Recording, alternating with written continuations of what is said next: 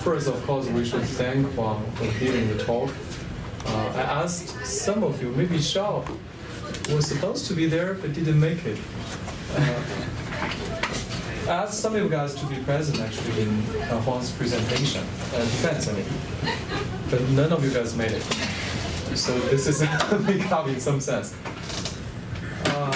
However, you will realize the value of so many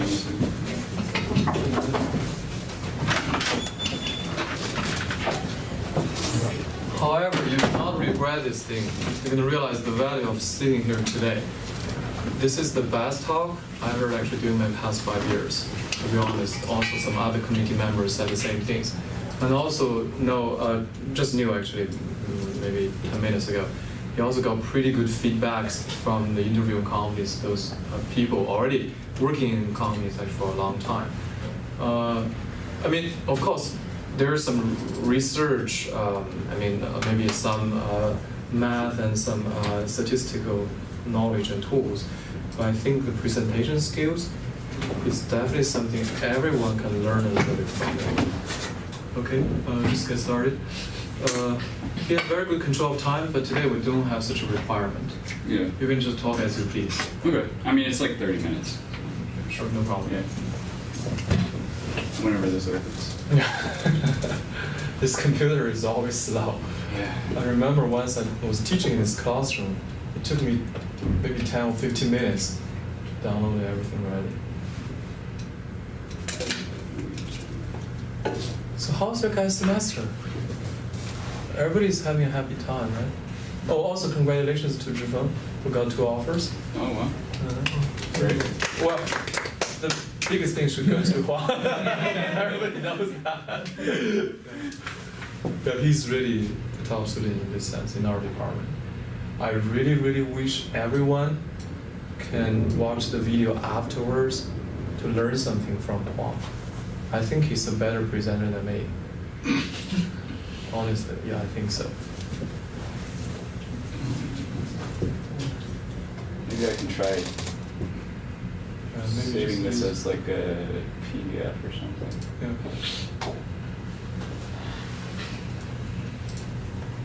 Okay, one thing is you want people to understand you. You also want people to follow you. This is not really easy. Although maybe right now we don't know anything about his topic, his research. But as a presenter, you have to lead people into it. You have to adjust your content. You have to, somehow use all types of information comprehensively to give people the idea.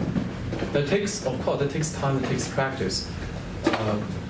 But even actually some small words, some small precision, you can definitely learn.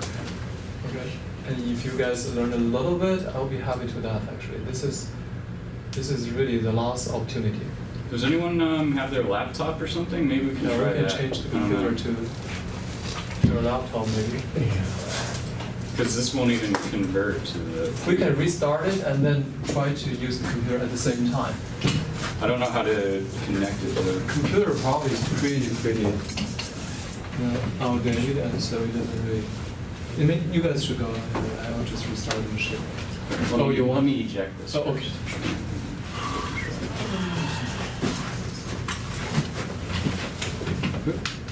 I think we can do it. You cannot. You have to close the computer. Okay. Shut down. Oh, before ejecting.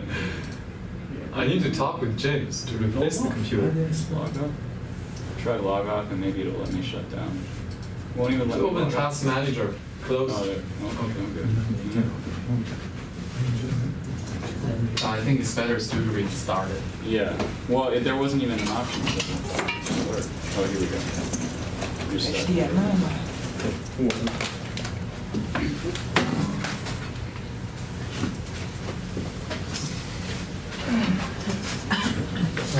Later, when you do job interviews, for internship, also your job application, this skills is very important. So I encourage you guys to talk with each other.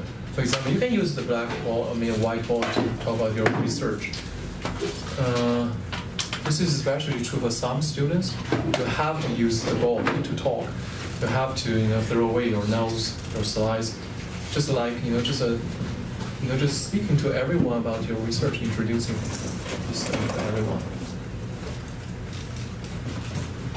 Better in English. Yeah, Chinese also.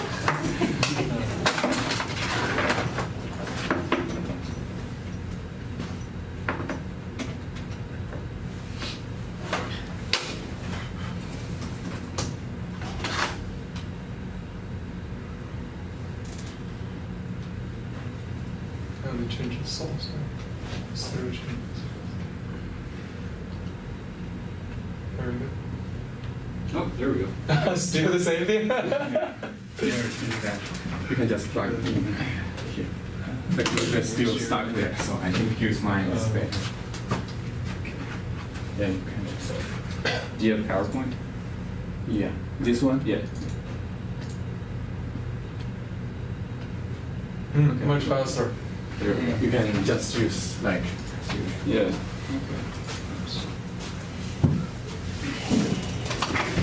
Oh. All right, thanks guys for coming today. So I think like Dr. Shah said, maybe today it'd be best not to, as you're viewing this presentation, maybe don't focus as much on the statistical aspects, and maybe more just think about, what my presentation style is like, because everyone has their own style. So maybe you can use maybe some of the tricks that I'm using in your own presentation to just to try and keep the audience engaged. So this is the talk that I've been giving at my job talks. Not every company is going to ask you to give like a kind of seminar like this, but it's pretty common from what I understand in pharmaceutical companies. I don't know Zhifeng and Xiao. I don't know how your experience has been for like more of the data science type roles. Xiao has given a lot of presentations to. So you've also had to do this type of thing. Yeah, and so, I think, actually when they've asked me to give these presentations, they say beforehand, don't focus too much on the statistical details or technical details. You should spend a lot of time motivating the research problem. Exactly. Because they just want to, I think there's a couple things that they're looking for. Is one, that they want to see that you can communicate well. And the second is that they want to see that you can kind of clearly and concisely explain what it is you're trying to do. And that's right, if they want to, they can hire you to do the job. Yeah. They don't need to understand the technical details. Today we're going to talk about empirical likelihood. So empirical likelihood, this is a non-parametric method for inference. And by non-parametric, what I mean is that you have to assume essentially nothing about the data's distribution. So you don't really have to make some kind of parametric assumption about the distribution of the data. And so the basic idea behind empirical likelihood is that we place a multinomial likelihood on our observed data points. And we learn the probability weights in the likelihood itself through an optimization procedure. And I really like this quote here from R.O., and I think it kind of sums up empirical likelihood really well, and is that empirical likelihood it's a bootstrap that doesn't resample, and it's a likelihood that doesn't make parametric assumptions. This is an example application of empirical likelihood from R.O.'s book, and these are the various types of prey for this small dipper bird. It's a bird that likes to eat like insects and larvae. And so each plot here, these are the counts of various types of prey for this bird found at different sites. And so these are confidence region contours for these two-dimensional vector means. And so first I want you to direct your attention to these bottom two plots.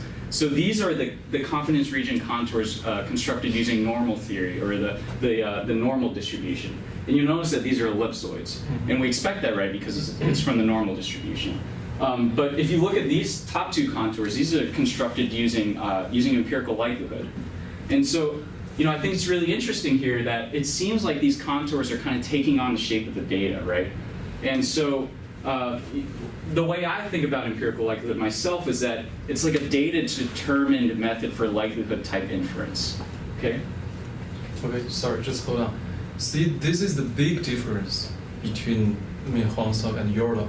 Most of the students here actually went from the very first bullet point line by line. Did you realize how Huang actually pointed to the right, like, take-home message? And then he talks about his own, his own summaries of the method, some data. This is actually the thing that can capture people's attention. You don't have to read it line by line. You need to point to the right things. And we can read. Everybody can read, right? You don't want to put too many also. If you too many symbols in a letter, that's actually, whose style is this? I forgot. It's not going to be easy for people to realize what you're doing actually. The figures, the take-home messages in different colors, maybe with a little bit decoration, the bird picture there, and tell people the main ideas. If they understand, they can follow you. Otherwise, they can easily just get lost, eventually. So for our particular application, I'm going to show you just kind of how we form the empirical likelihood. So here we're going to start with just some general loss functions, some function L. So here we're interested in like regression or classification. And so xi, this is a vector of the predictor variables or explanatory variables. Beta is a vector of the coefficients, and yi is some response variable. So here I've shown you one particular example of this loss function, just a squared error loss. So this particular model here, this would just be linear regression, right? So in other cases, L might just be the negative log likelihood, and then we're just doing a GLM. Or perhaps L is just some classification loss function, right?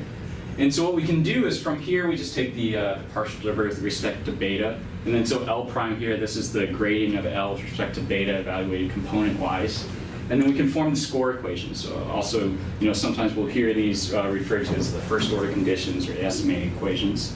And so this is an example. These are the first order or score equations for this linear regression model. And so it's actually through these score equations that we're able to specify our particular empirical likelihood for this model. So here, this is the log empirical likelihood ratio at some candidate value beta naught. So this log empirical likelihood ratio, this is the actual the quantity that we use to do inference. So here I want to point your attention to a few different components here. The first is that we have this sum of log NPI. This is the actual log likelihood ratio itself.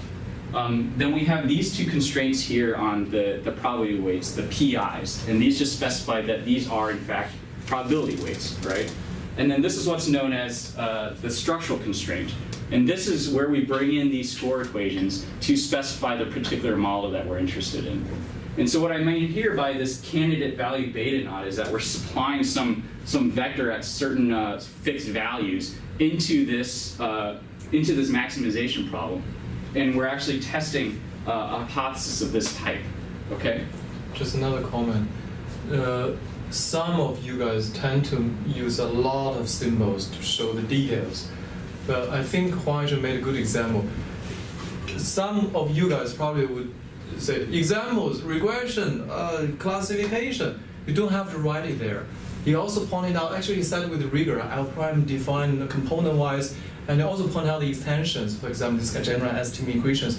But such things can be described verbally. You don't have to put everything into your slides. Okay, just the key messages, because notation could really confuse people if you put too many, of course. And here, actually, you want to separate them, make separate discussions, and point out the meaning of each, instead of just read a line. Okay, what is the role of PI? What is really the problem type? If you don't have such a setup, if you don't really know the importance of the last one, people say, oh, this is just a long equation, what is it? You don't want to confuse people in that way. Okay, yes, please, more. So I want to point out a few different things about empirical likelihood. The first is that, interestingly enough, we don't actually have to do an explicit variance estimation like some sigma squared hat, which we might need to do for example, wall-type confidence intervals where you just divide by sigma squared hat, right? That log empirical likelihood ratio, as you saw before, this was a maximization problem, but we can actually handle this optimization easily by Lagrange multipliers. Another point is that this log empirical likelihood ratio, it actually has an asymptotic chi-square distribution. So if you remember back to, I guess, Dr. Huffer's class, you may have remembered that the log, for parametric likelihood ratios, -2 times the log of that actually had a chi-square distribution, right? And so this is actually the non-parametric analog of that theorem, of Wilks' theorem, sometimes called like Wilks' theorem for empirical likelihood. Now, let's say we're in a situation where maybe we don't have a lot of data points, or maybe some of the regularity conditions that we need for this asymptotic chi-square distribution to be satisfied. Maybe they're not holding in some real-world data set. Alternatively, what we can do is we can use the bootstrap to find the empirical distribution of this log empirical likelihood ratio. And so, using this asymptotic chi-square distribution for the log empirical likelihood ratio, can actually construct confidence intervals in this way. And so D here, I should mention that this is the number of predictors and the number of explanatory variables. Use, just emphasize some keywords or put in different colors that can help you present. Yeah. You definitely want to emphasize, for example, bootstrap. And then you know actually what to talk about when you talk, after you finish Wilks' theorem, right? You want to say, oh, theoretically maybe you have some condition, regularity condition that need to satisfy. Now we can talk. This can help you. Okay. Although, I should mention that Dr. Chicken brought up a good point, which is that if you were colorblind, this would be like a nightmare, right? Well, it could be easier in. Yeah, well, so maybe you can do like maybe you can do italics or boldface or something. I don't know. So I told you about empirical likelihood, and it's a very popularly used method, and it's very useful. But let's look at this example for a second. So there's this low birth weight study that's often used in like applied regression classes, where we have these birth weights of babies, and we want to understand what certain risk factors of the mother, what effect they have on the weights of these babies. So a typical analysis, what we might do is we might just do a linear regression where we regress the baby's weights on, for example, the mother's age, her race, her weight, and whether or not she smokes. And so, if we were to use that empirical likelihood formulation I told you about before, what we would actually be doing is we'd actually be forming a confidence region on all of these coefficients here. So here, in this case, we would actually be forming a 5-dimensional confidence region. So not only is that difficult to interpret, but it's also difficult to visualize, right? How do you visualize a 5-dimensional confidence region? And so, a more interpretable or more typical inference, what you might do is you might just form individual confidence intervals for each of these coefficients, right? And so the crux of the problem here is that empirical likelihood, it encounters some difficulty in producing interpretable inferential quantities when we have some multivariate parameter that we're supplying to empirical likelihood. So the way we propose to deal with this challenge is through the composite empirical likelihood. And the basic idea of composite empirical likelihood is that in that optimization problem I told you about before, we allow some subset, or maybe all of those parameters, to actually freely vary. Because remember, I told you before, we're just applying some fixed candidate vector beta naught into that empirical likelihood. So some examples of where we might use this CEL. The example I told you about before, we're just constructing individual confidence intervals, and maybe the rest of the parameters are treated as nuisance parameters. We're just profiling confidence intervals. Another example is like instrumental variables regression, very commonly used in econometrics where endogeneity can be an issue. Or for constructing prediction intervals, then actually all of these parameters would be freely varying. And then just some more general cases where maybe we're just testing whether some components or all components of beta are in some set. So we're doing like an inequality or an interval test, or just testing whether some components are just in some general non-convex region. Just take a long-term point of something familiar to everybody, then motivate your problem. This is usually the way when we present also. If you directly start with an abstract framework, that's going to be a talk in the math department.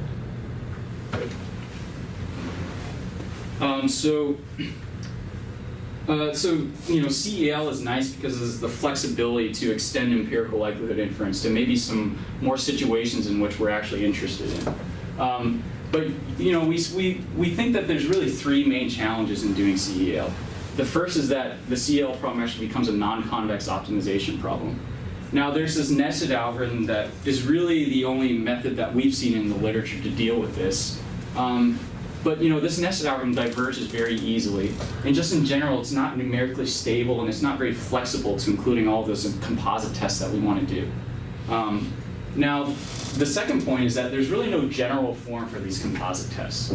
So these composite tests, they've been studied not by that name, but just the method itself in a couple of papers in the literature. The first is through estimating equations, so maybe like you might have more estimating equations than parameters, or through this nuisance parameters formulation that I told you about, where maybe we're just profiling individual confidence intervals. But what we've done is we've come up with this formulation that encompasses all of these composite tests that I've told you about, and even some others that I haven't explicitly included. The third point is that there's really no open software support for doing this CEL. So there are, we've seen some, existing implementations. For example, there's some Gauss code on Bruce Hansen's website. He's one of the empirical likelihood. He's one of the professors that's very interested in empirical likelihood. But there's two issues. The first is that this is Gauss code. I don't really know who uses Gauss anymore. Do you guys know Gauss? In business schools. So that's kind of proving my point there, right? And the second is that these implementations, they use the nested algorithm, which I already told you is not really suitable for our problem. And so what we've done is we've created a freely available R package that not only implements the nested algorithm through comparison, but also our proposed method that I'm about to tell you about, and a whole suite of helper functions that will automatically allow you to, like, for example, profile those confidence intervals. So challenges is a must. You must talk about the challenges. Okay, otherwise people don't really know why you're working on this thing. Okay, so I'm not going to go too much into mathematics in this presentation today, but I just wanted to show you the CEL criterion. So once again, we have this log empirical likelihood ratio, this sum of log NPI. Now we've just taken the negative just to recast this as a minimization problem. And we're subjecting this to three sets of constraints. The first is, once again, we have these simplex constraints, right? The second, we still have this structural constraint. And finally, we're actually including this new constraint where beta is restricted to be in some set omega naught. And I want to point out that we're actually doing a joint optimization over both P and beta now. That's where the non-convexity comes in. And also we're specifying the composite test itself through this omega naught. And so I wanted to give you some examples of what omega naught might look like here. So for example, this one here, this is where we're just kind of profiling one particular component of beta. Like if we were just doing a confidence interval for beta 1. This is the inequality test, this is an interval test. And then this last one is where we're testing whether some component of beta is in some non-convex region. But I should also mention that we're not just restricted to these situations where we're only testing one component of beta. You can, of course, generalize these to maybe we're testing 2 or 3 or 4 components of beta, right? And so the basic idea here is that by looking at this composite test as actually being an additional constraint, we're actually allowing, we can really just specify any composite test we want. And so I should also point out that here, in special cases, like for example, when L prime is linear, this structural constraint will actually become bilinear. So meaning that with P fixed, this would be linear in beta and vice versa. And then also biconvex. So with P fixed, this overall problem would become convex in beta and vice versa. And so kind of just the main idea here is that this is really a non-trivial optimization problem. We have non-convexity, and we also have these 3 constraints, and we're allowing beta to just be in some general set omega 0. I will also point out the degeneracy to make a better connection with the previous setup.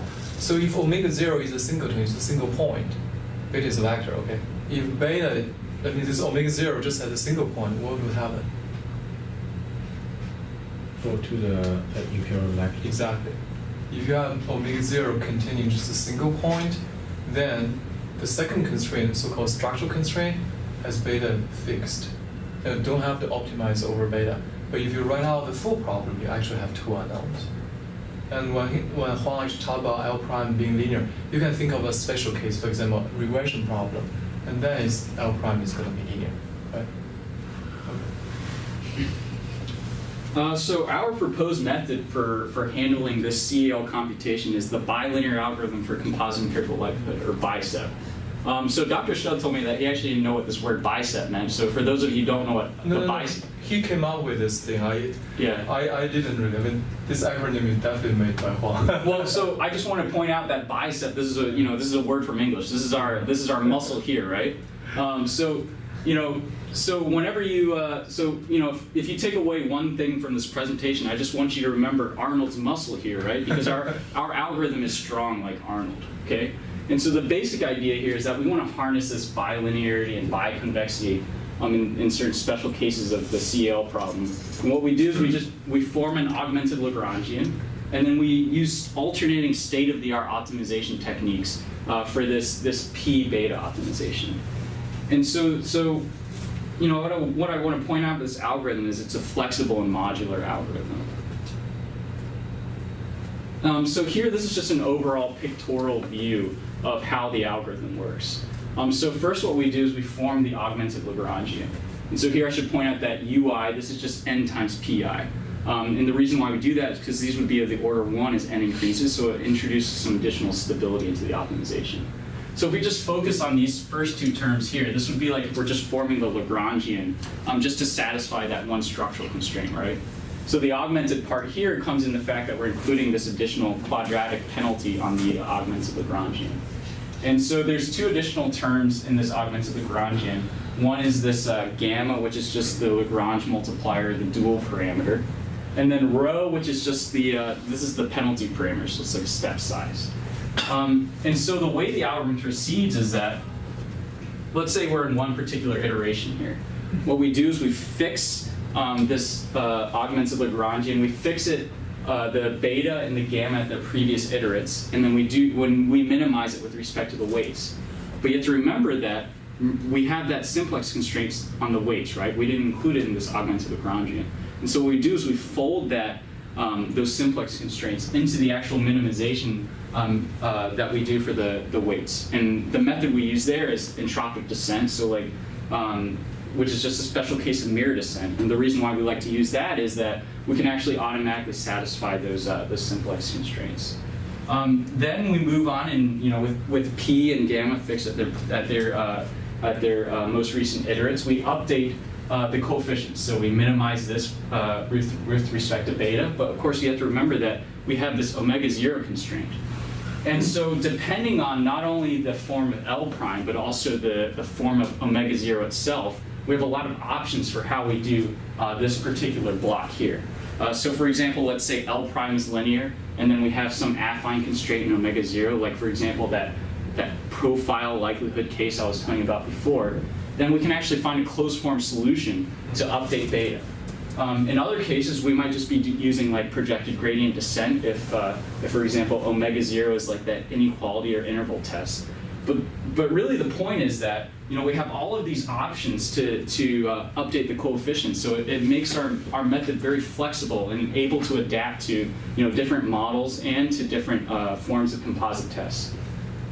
Then what we do is we update the dual parameter gamma just using a dual method, and then we vary this penalty parameter rho using the residual balancing technique from the ADMM literature. And this is an ad hoc procedure, but what we found is it works very well for our particular problem. Then we check for convergence, and then we just iterate through the algorithm again.